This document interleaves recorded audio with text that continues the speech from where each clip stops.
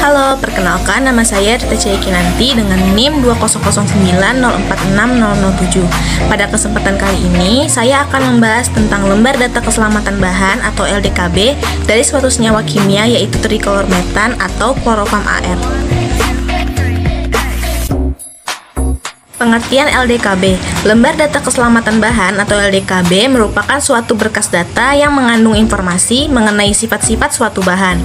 Lembar data ini bertujuan memberikan informasi kepada para pekerja dan personel gawat darurat mengenai informasi penanganan suatu bahan dengan aman.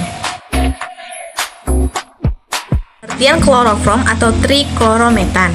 Klorofrom atau triklormetan adalah senyawa organik dengan rumus CHCl3 berupa cairan yang tidak berwarna dan manis. Klorofrom biasanya digunakan untuk anestesi total di dunia medis, terutama untuk dunia kedokteran hewan. Obat bius ini tidak lagi diberikan kepada manusia oleh tenaga kesehatan karena menimbulkan efek samping bagi tubuh dan masuk dalam golongan bahan beracun. Bagian-bagian dalam LDKB. LDKB yang akan dianalisis ini berasal dari Smart Lab dengan 16 bagian yang menjelaskan tentang klorofrom ini sendiri. Antara lain, identitas bahan dan perusahaan, identifikasi bahaya, komposisi dan informasi bahan, tindakan pertolongan pertama pada kecelakaan atau P3K, tindakan penanggulangan kebakaran, tindakan terhadap tumpahan dan kebocoran, penyimpanan dan penanganan bahan, pengendalian pemaparan dan perlindungan diri, sifat-sifat fisika dan kimia, reaktivitas dan stabilitas, informasi toksikologi, informasi ekologi, pembuangan limbah, informasi pengangkutan, peraturan perundang-undangan, dan informasi lainnya terkait dengan senyawa kimia yang akan dibahas, yaitu klorofom AR atau triklorometan.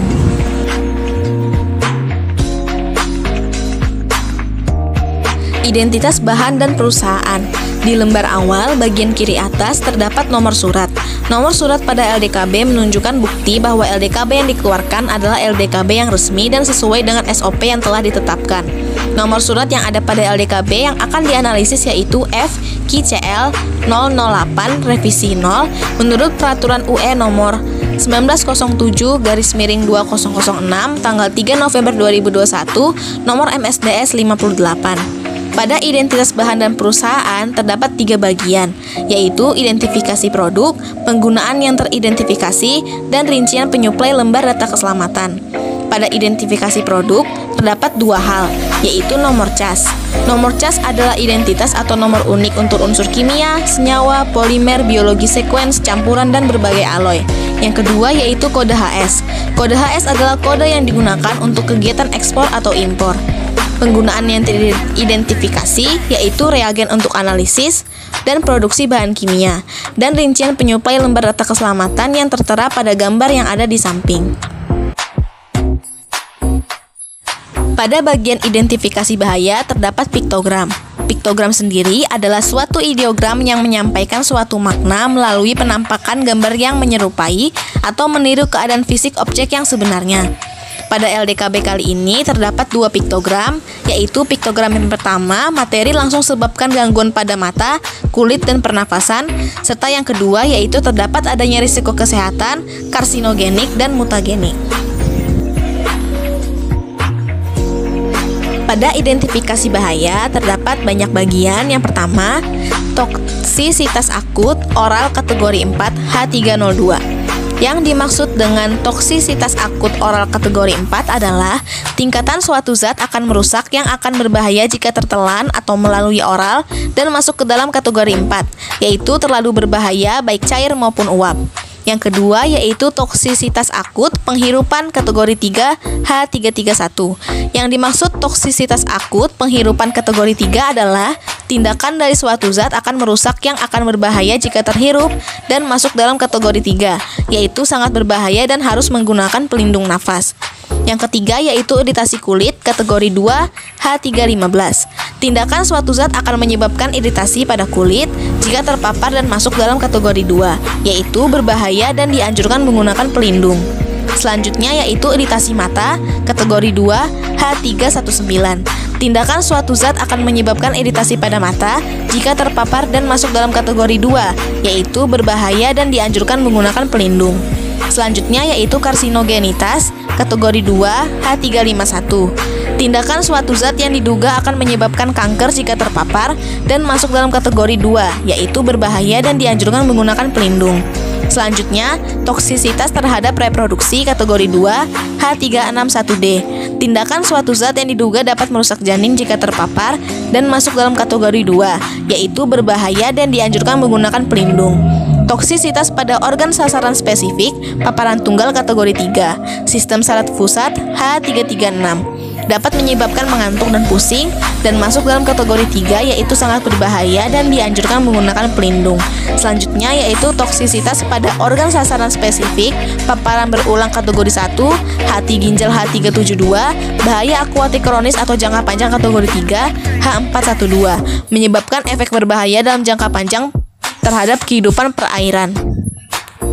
Selanjutnya yaitu bagian 3, di dalamnya meliputi komposisi dan informasi bahan, meliputi bahan, sinonim, rumus kimia, berat molekul, nomor cas, nomor EC, dan nomor indeks, yang di dalamnya terdapat informasi di konsentrasi berapa saja bahan tersebut digunakan, dan dengan zat lain apa yang biasa digunakan, dalam hal ini yaitu etanol. Bagian 4 yaitu tindakan pertolongan pertama yang berisi tahapan apa yang harus dilakukan ketika seseorang terpapar bahan kimia, kumpulan gejala, dan indikasi pertolongan pertama. Bagian 5 yaitu tindakan penanggulangan kebakaran, berisi media pemadaman api, bahaya khusus yang ditimbulkan, saran bagi petugas pemadam kebakaran, dan informasi lainnya. Pada bagian 6, terdapat tindakan terhadap tumpahan dan kebocoran, berisi tentang langkah-langkah pencegahan diri dan terhadap lingkungan, metode penyimpanan pembersihan, dan rujukan ke bagian lainnya. Bagian 7 yaitu penyimpanan dan penanganan bahan, berisi tentang kehati-hatian dalam menangani secara aman, kondisi penyimpanan yang aman, dan penggunaan akhir khusus. Bagian 8, pengendalian pemaparan dan perlindungan diri, berisi parameter pengendalian ketika terkena wajah, mata, atau kulit, hingga kontrol eksposur ke lingkungan. Bagian 9, sifat-sifat fisika dan kimia, berisi tentang bentuk, warna, ambang bau, pH, titik lebur, dan lain sebagainya. Bagian ke-10 yaitu reaktivitas dan stabilitas, berisi tentang stabilitas kimia, kondisi yang harus dihindari, dan bahan yang harus dihindari. Bagian 11 yaitu informasi toksikologi, berisi tentang efek yang ditimbulkan oleh senyawa kimia apabila terpapar manusia dengan percobaan ke hewan terlebih dahulu seperti tikus, mencit, dan kelinci. Bagian 12 yaitu informasi ekologi, meliputi toksisitas senyawa kimia ke lingkungan, misalnya ganggang, hasil dari asesmen PBT dan VPVB, dan efek merugikan lainnya. Berikutnya yaitu bagian ke-13, pembuangan limbah yang berisi tentang bagaimana metode yang dilakukan ketika membuang limbah dari senyawa kimia yang ada pada LDKB. Bagian ke-14 yaitu informasi pengangkutan, meliputi nomor PBB, nama pengapalan sesuai PBB, kelas bahaya transportasi, kelompok pengemasan, dan bahaya lingkungan. Bagian ke-15 yaitu peraturan perundang-undangan, yaitu berisi regulasi tentang lingkungan, kesehatan, dan keamanan untuk produk tersebut. Dan yang terakhir yaitu bagian ke-16, berisi informasi lain yang meliputi arti kode-kode yang ada di LDKB. Selanjutnya yaitu kelebihan LDKB Chloroform AR dari Smart Lab. Kelebihannya yaitu informasi yang disediakan cukup lengkap, mulai dari dampak apabila terpapar ke manusia hingga dampak ke lingkungan yaitu ekologi. Selain itu, dalam LDKB juga dicantumkan metode pembuangan limbah sehingga dapat mengurangi resiko pencemaran.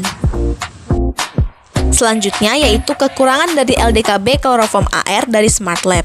Yang pertama, informasi yang disediakan pada setiap bagian ada yang datanya tidak tersedia. Yang kedua, tidak adanya informasi mengenai kategori kerusakan yang ditimbulkan oleh senyawa kimia tersebut, sehingga perlu pemahaman lebih lanjut untuk menyimpulkan kategori yang dimaksud itu dampaknya seperti apa. Biasanya terdapat warna merah, kuning, biru, dan putih.